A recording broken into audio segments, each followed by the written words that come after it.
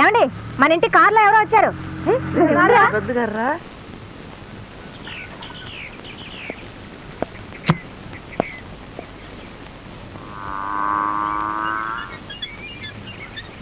ఎవరది?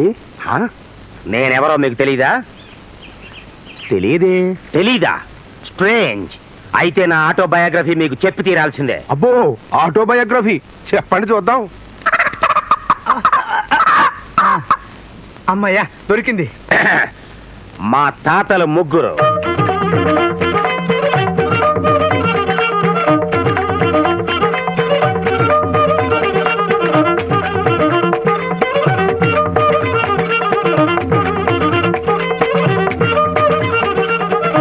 అయ్యా, పొరపాటున తమరెవరో తెలియదన్నాను. తల వాచిపోయింది. దయచేయండి. ఊరకరారు మహానుభావులు. అలా కూర్చోండి, మెల్లిగా కూర్చోండి. మెల్లిగా ఎందుకు కూర్చోటం? మంచం ఎరుగుతుందేమోనని. అదేంటి కింద కూర్చున్నారే? పర్వాలేదులేండి, అది పాత మంచం. మీతో కాస్త పనుండొచ్చాను. వచ్చారనుకోండి, నాకేంటి అంటే? నాకేంటని. ఓ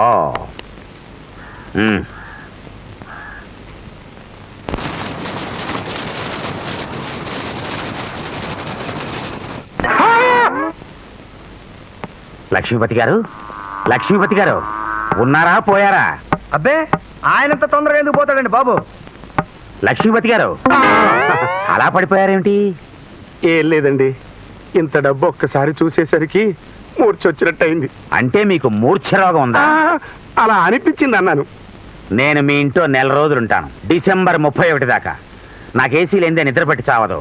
మీ ఇంట్లో ఓ గదికి ఆ డబ్బుతో ఎయిర్ కూలరో ఏదో పెట్టించండి. ఈ డబ్బు ఇచ్చింది అందుక? కేవలం అందుకే. అది సరే, తమరు నెల రోజులు ఉంటానంటున్నారు.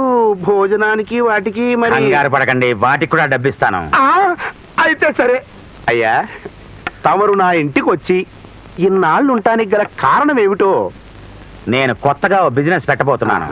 దాంట్లో మిమ్మల్ని పార్ట్నర్ గా చేర్చుకోవాలని వచ్చాను. నన్ను భాగస్వామిగా చేర్చుకుంటారా? ఎంతదయ్యా? బాగుందండి, మీ ఇల్లు చాలా బాగుంది. అయ్యా, నాదొక చిన్న సందేహం. మీకు ఎంతో మంది స్నేహితులు ఉండొచ్చు. భాగస్వామిగా నన్నే ఎన్నుకోవడంలో గల కారణం ఏమిటో? ఇందులో చిదంబర రహస్యం ఏమీ లేదండి.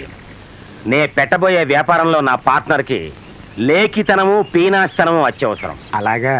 అవి నాలోనూ లేవు, నా స్నేహితుల్లోనూ లేవు. పాపం. నాకు తెలిసి మన దేశంలో మిమ్మల్ని మించిన పీనాస్ చక్రవర్తి ఎవరూ లేరు. అందుకే మిమ్మల్ని ఎంచుకున్నాను. సంతోషం. ఆ అమ్మాయి మా అమ్మాయి పద్మ. ఐసి.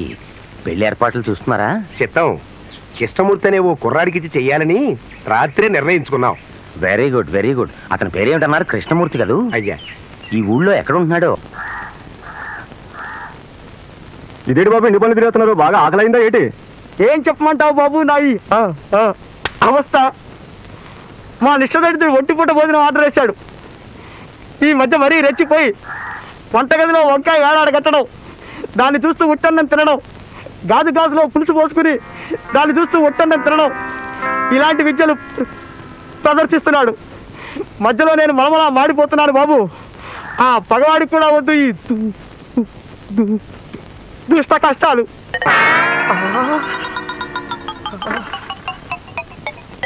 తమరు పొలం వెళ్ళారని నేను పొలం వెళ్ళాననే నమ్మకంతో అడ్డమైన వాళ్ళకి నా మీద సాడీలు చెప్తావా?